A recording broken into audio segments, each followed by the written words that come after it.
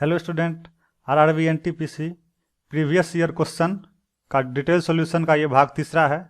भाग 1 और भाग 2 का लिंक इस वीडियो के डिस्क्रिप्शन में दे दिया गया है। अब हम क्वेश्चन नंबर 1 से शुरू करेंगे। क्वेश्चन नंबर 1 है, ऑक्सीकरण प्रतिक्रिया में निम्नलिखित में से क्या होता है। ये जो ऑक्सीकरण प्रतिक्रिया है इसका अनेक नाम होता है, जहाँ पे लोगों का कन्फ्यूजन होता है। ऑक्सीकरण का ही नाम अवकारक भी है, ऑक्सीकरण का ही नाम अवकारक भी है, ऑक्सीकरण का ही नाम उपचयन भी है और ऑक्सीकरण का ही नाम अपचायक भी है। ये चारों ऑक्सीकरण, अवकारक, उपचयन और अपचायक ये सब एक ही नाम है, जिसका इंग्लिश क्या होता है, ऑक्सीडेशन। और इसमें कहता है ऑक्सीकरण प्रतिक्रिया में निम्नलिखित में से क्या होता है। तो इसमें इलेक्ट्रॉन की वृद्धि नहीं, इलेक्ट्रॉन की कमी, हाँ ये होता है। ऑक्सीकरण प्रतिक्रिया में क्या होता है, ऑक्सीकरण की, इलेक्ट्रॉन की कमी। इसमें और भी कई चीजें होती है जिसे हम देख लेंगे, जान लेंगे। हो सकता है इलेक्ट्रॉन के बारे में नहीं पूछ के ऑक्सीजन के बारे में पूछे, जिसको हम जान लेते हैं। ये जितने भी ऑक्सीकरण, अवकारक, उपचयन और अपचायक, इसमें क्या होता है, इलेक्ट्रॉन की कमी होती है। ये एक गुण हो गया। और क्या होता है, इसमें ऑक्सीजन का जुड़ाव होता है। क्या होता है, ऑक्सीजन का जुड़ाव। और क्या होता है, इसमें संयोजकता में वृद्धि। क्या होता है, संयोजकता में वृद्धि। और ऑक्सीडेशन होने से ऑक्सीकरण संख्या भी बढ़ती है, ऑक्सीकरण संख्या बढ़ती है। देखिए ऑक्सीकरण प्रतिक्रिया में क्या होता है, तो इसमें सिर्फ दिया हुआ एक ही, इलेक्ट्रॉन में कमी होती है। लेकिन क्वेश्चन यदि फिर से एनटीपीसी में पूछ लिया गया तो उसमें यदि दे दिया गया, बताइए ऑक्सीजन का जुड़ाव होता है या ऑक्सीजन हटता है, तो इसमें क्या हो जाए, ऑक्सीजन का जुड़ाव होता है। संयोजकता में वृद्धि होती है या कमी होती है, तो संयोजकता में वृद्धि होती है। ऑक्सीजन की संख्या बढ़ती है या घटती है, तो ऑक्सीजन की बढ़ती है। ऐसे भी ऑक्सीजन का जुड़ाव होता है या हटता है, तो इसमें देखेंगे ऑक्सीडेशन, ऑक्सीडेशन मतलब ऑक्सीजन के बारे में बोल रहा है, तो इसमें क्या होता है, ऑक्सीजन का जुड़ाव होता है। और ऑक्सीकरण, इसका उल्टा क्या होता है, ऑक्सीकरण का उल्टा इसका होता है अवकरण। ऑक्सीकरण का उल्टा अवकरण। इसमें यदि इलेक्ट्रॉन की वृद्धि होती है तो अवकरण में क्या होगा, इलेक्ट्रॉन की, इसमें इलेक्ट्रॉन की कमी होती है तो ऑक्सीकरण में क्या होगा, इलेक्ट्रॉन की वृद्धि। अवकरण का भी कई नाम है, अवकरण, ऑक्सीकारक। कई स्टूडेंट नाम से ही अति हो जाते हैं, क्या हम ऑक्सीकरण पढ़े थे, यहाँ उपचयन चलाया या अवकारक चलाया। तो ये सारे के सारे नाम हमको याद रहना आवश्यक होगा। उपचयन भी अवकरण का ही नाम है, उपचायक भी इसी का नाम है। ये सारा एक ही नाम है। और इसमें क्या होता है, इसके विपरीत इलेक्ट्रॉन की वृद्धि होती है, ऑक्सीजन निकलता है और संयोजकता में कमी आती है, ऑक्सीकरण की संख्या घटती है। तो ये सारे के सारे याद रखेंगे, ऑक्सीकरण का ये 4 नाम और अवकरण का ये 4 नाम। ये सब सारे के सारे अवकरण का ही नाम है, ये सारे के सारे ऑक्सीकरण का ही नाम है। और इसमें जो चारों महत्वपूर्ण बिंदु है, जरूरी नहीं पूछेगा कि इलेक्ट्रॉन के बारे में ही, ऑक्सीजन के बारे में भी पूछ सकता है, संयोजकता के बारे में भी पूछ सकता है, ऑक्सीकरण संख्या के बारे में भी पूछ सकता है। ये बहुत ही इंपॉर्टेंट क्वेश्चन है तो एक क्वेश्चन, लेकिन इसमें अनेक क्वेश्चन इनके अंदर छुपे हुए हैं। इनको बहुत ध्यान रखेंगे और ये चारों के चारों नाम याद रखेंगे। अब नेक्स्ट क्वेश्चन पे चलते हैं। इसमें कहता है, निम्नलिखित में से किस विटामिन, कौन से विटामिन, निम्नलिखित में से कौन से विटामिन रक्त का थक्का बनने में महत्वपूर्ण भूमिका निभाते हैं। तो इसमें क्या हो जाएगा, विटामिन, फर्स्ट ऑप्शन ही सही है, विटामिन B12। देखिए रक्त का थक्का बनाने में सिर्फ विटामिन ही मदद तो नहीं करता है, कई चीजें हैं जो रक्त का थक्का जमाने में मदद करता है। कौन कौन सा है, यदि पूछ देगा कौन सा रुधिराणु है, कौन सा रुधिराणु रक्त का थक्का जमाने में मदद करता है, इसमें हो जाएगा थ्रोम्बोसाइट। क्या हो जाएगा, थ्रोम्बोसाइट। क्वेश्चन एक ही है लेकिन यहां विटामिन की जगह दे देगा कौन सा रुधिराणु, तो इसमें क्या हो जाएगा, थ्रोम्बोसाइट। यदि विटामिन के स्थान पर दे दिया कि कौन सा प्रोटीन रक्त का थक्का जमाने में मदद करता है, तो ये हो जाएगा फाइब्रोब्लास्ट। जीनोन। क्या हो जाएगा? फाइब्रोजिनोन। फिर इसमें यदि कहा जाएगा कि कौन सा तत्व या धातु रक्त के थक्के बनने में महत्वपूर्ण भूमिका निभाते हैं, यदि तत्व या धातु के बारे में पूछा तो क्या हो जाएगा? कैल्शियम। कौन सा तत्व रक्त के थक्के बनाने में महत्वपूर्ण भूमिका निभाते हैं, तो वो क्या हो जाएगा? कैल्शियम। यदि वहीं विटामिन के स्थान पर, हाँ यदि विटामिन के स्थान पर रुधिराणु दे दिया तो क्या होगा? थ्रोम्बोसाइट। यदि प्रोटीन दे दिया तो क्या हो जाएगा? फाइब्रोजिनोन। तो फाइब्रोजिनोन भी होता है और प्रोथ्रोम्बिन भी होता है, ये भी याद रखेंगे। ये क्वेश्चन बहुत बार पूछा गया, कौन सा प्रोटीन रक्त का थक्का जमाने में मदद करता है। हम सब बहुत सारे स्टूडेंट याद किए हुए थे, एक वही सोच के सोचते हैं कि ये तो क्वेश्चन बन ही जाएगा, लेकिन वहाँ क्वेश्चन में कुछ अलग पूछ देता है, यहाँ रुधिराणु दे देगा। तो याद रखेंगे थ्रोम्बोसाइट। प्रोटीन पूछेगा तो फाइब्रोजिनोन और प्रोथ्रोम्बिन। यदि तत्व या धातु पूछ दिया तो कैल्शियम। और विटामिन पूछ दिया तो विटामिन के भी रक्त का थक्का जमाने में मदद करता है, और B12 भी। अब तो हो गया कौन। अब इस और एक क्वेश्चन और आता है, इसमें बहुत ही महत्वपूर्ण क्वेश्चन है। कौन सा विटामिन रक्त का थक्का बनाने नहीं देता है, यानी एंटीक्लोटिन। एंटीक्लोटिन कौन होता है रक्त के अंदर? एंटीक्लोटिन रक्त के अंदर होता है हेपेरिन। एंटीक्लोटिन कौन होता है? हेपेरिन। हेपेरिन जो होता है वह रक्त के अंदर थक्का जमने नहीं देता है। यदि रक्त के अंदर थक्का जम जाएगा तो आदमी की तो मृत्यु हो जाएगी। इसलिए यह भी बहुत ही महत्वपूर्ण है। कौन है? हेपेरिन। पूरे रक्त में ये बॉस की तरह घूमता है। हेपेरिन कहता है हम किसी को कहीं भी रक्त को क्या करने होने नहीं देंगे, थक्का जमने नहीं देंगे। लेकिन इस बॉस को भी एक से डर लगता है, वो है ऑक्सीजन। जहां ये ऑक्सीजन देखता है तुरंत थक्का बन जाता है। तो हेपेरिन पूरे रक्त का बॉस है, लेकिन किससे डरता है? ऑक्सीजन से डरता है। उसी तरह कहीं मेरे शरीर पे खरोच आ जाता है तो वहां क्या होता है? रक्त से कौन मिल जाता है? ऑक्सीजन मिल जाता है, तुरंत हेपेरिन मर जाता है। हेपेरिन मर जाता है तो रक्त का क्या हो जाता है? थक्का जन्म होता है, थक्का जम जाता है। लेकिन हेपेरिन कहता है जब तक हम जिंदा रहेंगे तब तक थक्का बनने नहीं देंगे। क्या है? क्या कि ये एंटीक्लोटिन है। अब विटामिन ए का नाम, विटामिन बी का भी नाम हमको याद रहना बहुत ही आवश्यक है। विटामिन ए का नाम क्या है? रेटिनॉल। विटामिन ए का नाम रेटिनॉल। विटामिन बी का नाम थायमिन। इसको यदि भूल जाते हैं तो इसको आप एक ट्रिक से याद रख सकते हैं। बहुत प्रकार का हम टॉफी खाए हैं, रथ का भी टॉफी खाए हैं, तो याद रखेंगे रथ एक toffee. Retinol A, thiamine vitamin B, ascorbic acid vitamin C, tocopherol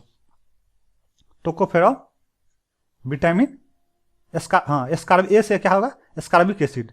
के से कैल्सीफेरॉल। ये विटामिन डी का टोकोफेरॉल विटामिन ई का, और फिलोक्विनिन विटामिन के का नाम है। विटामिन के का नाम फिलोक्विनिन है। ये भी याद रखेंगे, ये बहुत इंपॉर्टेंट है। कभी भी क्वेश्चन पूछ सकता है कि विटामिन बी का क्या नाम है, तो उसको क्या कहेंगे? थायमिन। क्या रखेंगे ट्रिक? रथ एक टॉफी। अब अगले क्वेश्चन पे चलते हैं। क्वेश्चन है मानव में बैक्टीरिया के संक्रमण का सबसे आम इलाज क्या है? बैक्टीरिया के संक्रमण का सबसे आम इलाज क्या है? एस्पिरिन। एस्पिरिन ये शरीर दर्द करता है या हल्का बुखार होता है, क्या दिया जाता है? एस्पिरिन दिया जाता है। एंटीबॉडी और एंटीजन ये रक्त में पाया जाता है। एंटीबॉडी और एंटीजन कहाँ पाया जाता है? रक्त में पाया जाता है। और मानो कि बैक्टीरिया के संक्रमण का सबसे आम इलाज क्या है? कभी भी आप जाइएगा कि यदि बैक्टीरिया से आपको संक्रमित है तो सबसे पहले तो एंटीबायोटिक देता है। और अभी तो किसी भी बीमारी में डॉक्टर सबसे पहले क्या चलाता है? एंटीबायोटिक्स। क्या सबसे अधिक बीमारी बैक्टीरिया से ही होता है। ऐसा बात नहीं है सारे बैक्टीरिया मेरे लिए खतरनाक है, बहुत सारे ऐसे बैक्टीरिया हैं जो हमारे लिए बहुत जरूरी है। इसका ऑप्शन क्या हो जाएगा? सी। अच्छा ये बताइए बैक्टीरिया से होने वाले रोग कौन कौन से हैं? यदि नहीं पता है तो इसको एक ट्रिक से याद रखेंगे। ट्रिक है सिडनी पीटी में कुछ है। सिडनी पीटी में कुछ है। सिस क्या होता है? सिफिलिस। नी से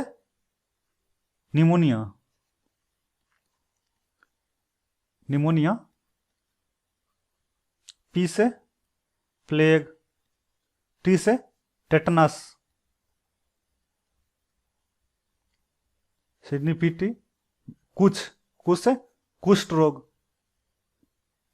6 से क्षय रोग, और है से हैजा। याद रखेंगे, सिडनी पीटी में कुछ है, सी से सिफिलिस, डी से डिप्थीरिया, नी से निमोनिया, पी से प्लेग, टी से टेटनस, कु से कुष्ठ रोग, 6 से क्षय रोग, है से हैजा। ये याद रखेंगे बैक्टीरिया। और आप लोग बताइएगा, आपके लिए SW है कि वायरस से होने वाले कौन कौन से रोग हैं। वायरस से होने वाले रोग कौन कौन से हैं, कौन कौन है, ये आप कमेंट बॉक्स में लिख के बताइएगा।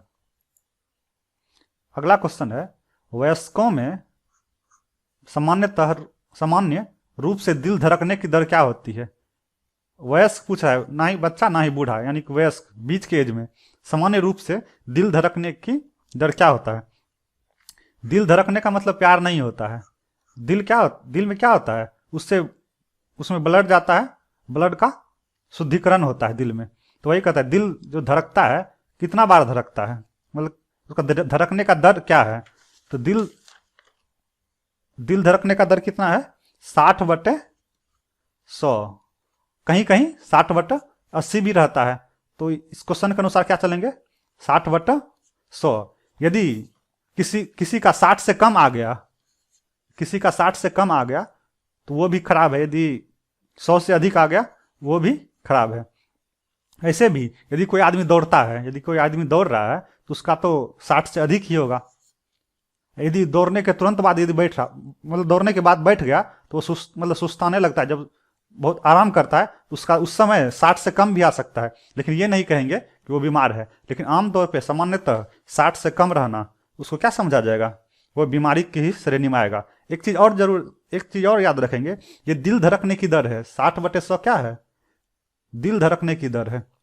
अब बीपी का दर अलग होता है।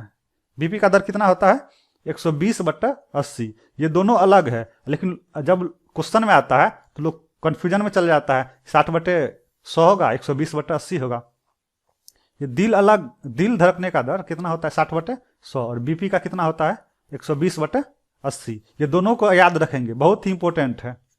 इसको ईमानदारी से याद रखेंगे। यदि नहीं याद रखिएगा तो वहां फिर कंफ्यूजन आ जाएगा, और एक एक नंबर से आपका एनटीपीसी छूट सकता है, क्योंकि अभ्यर्थी की संख्या बहुत ही अधिक है।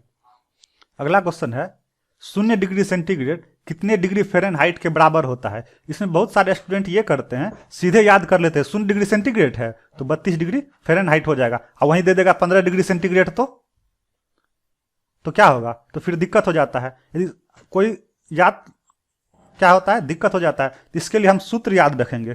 कौन सा सूत्र याद रखेंगे, C/100 बराबर F - 32/80 K - 273/100।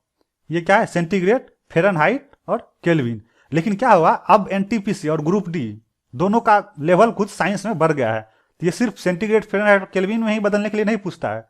ये माइनस नहीं है, ये नहीं समझिएगा कि ये माइनस है, प्लस है, ठीक है। तो ये सिर्फ अब यही सेंटीग्रेड, फ़ारेनहाइट, केल्विन में ही नहीं पूछता, अब रोमर में भी पूछता है। तो रोमर का भी जान लेंगे, R/80, ठीक है। इसको याद रखेंगे। यदि इसको ये याद रहेगा तो किसी से किसी में बदलने के लिए देगा, इससे कोई दिक्कत नहीं होगा।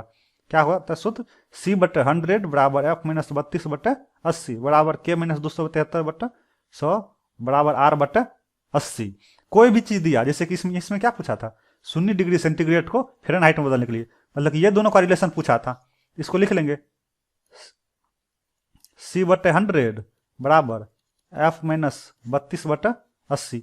C कितना दिया है, C कहता है 0 डिग्री पर फ़ारेनहाइट, तो 0/100 F - 32/80, यही था। ऐसे तो ये कट ही जाएगा, तो ये 0 से गुना हो जाएगा, तो कोना कोनी गुना 0। अब इसमें इससे गुना कर देते हैं, 10F - 320 बराबर 0। 10F बराबर क्या हो जाएगा, 320 इधर आएगा, 320, F बराबर 320/10 बराबर 32 डिग्री फ़ारेनहाइट। तो याद नहीं करना है इसको, ये फार्मूला याद रखना, ये नहीं सीधे याद रख लिए 0 डिग्री बराबर 32 डिग्री फ़ारेनहाइट। फिर यदि परीक्षा में क्वेश्चन बदल देगा फिर आपका क्वेश्चन छूट जाएगा। और अब जितने भी आप पढ़े होंगे, जितने भी किताब पढ़ते हैं उसमें एक्सेस यहीं तक रहता है, लेकिन अब इसका पैटर्न चेंज हो गया, अब रोमर में ही पूछता है। तो रोमर में क्या होगा, R/80। नेक्स्ट क्वेश्चन पे चलेंगे। कहता है अगले क्वेश्चन में, प्रचुर मात्रा में उपलब्ध ज्वलनशील प्राकृतिक गैस कौन सी है। मतलब कि प्राकृतिक मतलब हमारे आसपास या हमारे पृथ्वी पर सबसे अधिक कौन से गैस एकदम प्रचुर मात्रा में है, प्रचुर मात्रा में पाया जाता है। तो वो कौन सी गैस होगी, तो वो है मीथेन गैस। कौन सी गैस है, मीथेन गैस। मीथेन गैस को ही मार्स गैस भी कहा जाता है। मीथेन गैस को ही मार्स गैस का ही कहा जाता है। इसका सूत्र क्या होता है, CH4।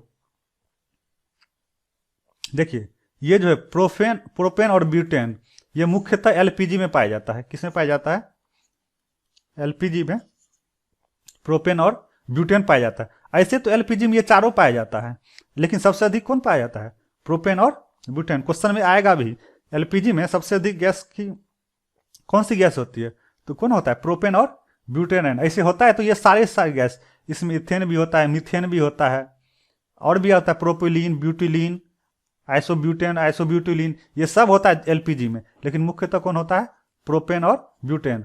मीथेन कहाँ पाया जाता है, मीथेन ये दलदली वाले क्षेत्र में पाया जाता है, जैसे धान के खेत में भी मीथेन पाया जाता है। जो गाय भैंस मुंह में जुगाली करता है उसमें भी मीथेन पाया जाता है। कोई कचरा कहीं जमा है, कचरा दलदली कचरा, तो वहां भी क्या पाया जाएगा, मार्स गैस। ये क्वेश्चन तो बहुत बार आया कि धान के खेत में कौन सी गैस पाई जाती निकलती है, तो मार्स गैस या मीथेन गैस। और कोयले के खान में भी मीथेन गैस पाई जाती है। अब नेक्स्ट क्वेश्चन पे चलेंगे। ओनेरियोलॉजी किसका अध्ययन है, ओनेरियोलॉजी किसका अध्ययन है, भगवान का अध्ययन। ये भगवान का अध्ययन क्या कहते हैं, थियोलॉजी। भगवान के अध्ययन को क्या कहा जाता है, थियोलॉजी। सपनों के अध्ययन को क्या कहा जाता है, सपने के अध्ययन को ही ओनेरियोलॉजी कहा जाता है। सपने के अध्ययन को क्या कहा जाता है, ओनेरियोलॉजी। नींद के अध्ययन को पॉलिसोलोग्राफी, नींद के अध्ययन को कहते हैं पॉलिसोलोग्राफी, सपने के अध्ययन को ओनेरियोलॉजी, भगवान के अध्ययन को थियोलॉजी कहा जाता है। ये अध्ययन वाले जितने भी हैं ये जरूर से जरूर याद कर लीजिएगा, क्योंकि ये अध्ययन वाले क्वेश्चन एक ना एक क्वेश्चन अवश्य रहते हैं। नेक्स्ट क्वेश्चन पे आएंगे। एक वस्तु पर लगाए गए गुरुत्वाकर्षण बल को क्या कहते हैं, एक वस्तु पे लगाए हुए गए गुरुत्वाकर्षण को क्या कहते हैं। तनाव फिजिक्स में भी तनाव होता है, मानसिक तनाव भी होता है, टेंशन जिसको कहते हैं, मतलब मन में कोई विकार है तो क्या होता है, तनाव होता है। इसमें कहते हैं गुरुत्वाकर्षण, वस्तु पर लगाए गए गुरुत्वाकर्षण बल को क्या कहते हैं, इसको क्या कहते हैं, वजन। गुरुत्वाकर्षण काम तो आप जानते ही है, लगाए गए बल को क्या कहते हैं, वजन कहते हैं। देखिए दो चीज होता है, एक होता है भार, एक होता है द्रव्यमान। ये जो भार होता है इसका सूत्र क्या होता है, W = mg। इस पर गुरुत्वाकर्षण भी अपना कुछ लगाता है बल, जिसको क्या कहते हैं, भार कहते हैं। जिसको क्या कहते हैं, भार। कहीं कि भार को किससे तोला जाता है, तो भार को क्वेश्चन आ जाता है कि भार को किससे तोला जाता है और द्रव्यमान को किससे तोला जाता है। तो भार को तोला जाता है कमानीदार तुला से, कमानीदार तुला से। ये क्वेश्चन एनटीपीसी में पूछा गया है। और द्रव्यमान को किससे, द्रव्यमान को तराजू से तोला जाता है, जिसको हम आम भाषा में कहते हैं, जैसे कि जाते 1 किलो गोभी लीजिए, 2 किलो गोभी, तो ये सब क्या है, द्रव्यमान है। अब भार को किससे तोला जाता है, कमानीदार तुला से। भार, ये जो द्रव्यमान होता है ये सब जगह सेम होता है, लेकिन भार सब जगह बदलते रहता है। यदि 60 किलो को कोई पिंड को या 60 किलो कोई व्यक्ति यदि चंद्रमा पे जाएगा तो इसका भार क्या हो जाएगा, इसका 1/6 हो जाएगा। का है 1/6 हो जाता है, यानी वहां 10 kg का ही रहेगा। काहे ऐसा होता है, काहे कि चंद्रमा का जो गुरुत्वाकर्षण है वो पृथ्वी से 6 गुना कम है, तो यहां भी उस 6 गुना कम हो जाएगा। यदि चंद्रमा पर किसी का भार 60 किलो है तो यहाँ कितना हो जाएगा, यहाँ 6 गुना अधिक हो जाएगा, 360 किलो का हो जाएगा। काहे कि यहाँ 6 गुना अधिक है। तो भार को किससे तोलते हैं, कमानीदार तुला से, और द्रव्यमान को किससे तोलते हैं, तराजू से। जैसे देखिए अंतरिक्ष में जाता है लोग, अंतरिक्ष में जाता है तो वहां गुरुत्वाकर्षण रहता ही नहीं है। अब W बराबर होता है mg, मास तो है, गुरुत्वाकर्षण है ही नहीं, गुरुत्वाकर्षण 0 है, तो भार भी क्या हो जाएगा, 0 हो जाएगा। इसलिए कहते हैं भारहीनता का अध्ययन कहाँ होता है, तो अंतरिक्ष में ही भारहीनता का अनुभव होता है। क्यों? क्योंकि वहां ग्रेविटेशन 0 होता है, और g जब m से गुना होगा तो क्या हो जाएगा, 0। C6H6 क्या है, C6H6 क्या है? देखिए हाइड्रोकार्बन, हाइड्रोकार्बन भी हो सकता है, हाइड्रोक्लोरिक एसिड नहीं, हाइड्रोक्लोरिक एसिड का क्या होता है, HCl, बेंजीन, हाँ इसका सूत्र होता है C6H6। देखिए हाइड्रोकार्बन किसको कहते हैं, जिसमें भी हाइड्रोजन और कार्बन है, हाइड्रोजन और कार्बन है, सारे के सारे क्या किस में आते हैं, हाइड्रोकार्बन में आते हैं। लेकिन C6H6 किसका सूत्र है, बेंजीन का सूत्र है। टोल्यून ये भी हाइड्रोकार्बन है, ये भी हाइड्रोकार्बन ही है, इसका सूत्र क्या होता है, C7H8। देखिए जितने भी कार्बन और हाइड्रोजन आते हैं, जितने भी सूत्र में कार्बन और हाइड्रोजन रहता है, सब क्या रहता है, हाइड्रोकार्बन, नाम से स्पष्ट, हाइड्रोजन और कार्बन। तो C6 भी हाइड्रोजन और कार्बन है, हाइड्रोकार्बन है, लेकिन ये सूत्र किसका है, ये बेंजीन का है। Hydrochloric acid HCl, hydrochloric acid हमारे पेट में ही पाया जाता है, हाइड्रोक्लोरिक कहाँ पाया जाता है, हमारे पेट में ही पाया जाता है। यदि पेट में HCl की मात्रा कम हो जाती है तो पाचन शक्ति में कमी आ जाती है, लेकिन यही जब बढ़ जाता है तो क्या होता है, पेट दर्द होने लगता है, तो दवाई खाने पड़ता है। इस क्या खाते हैं, ये अम्लीय होता है तो क्षारीय दवाई खाते हैं, तो एंटासिड दवाई खाते हैं।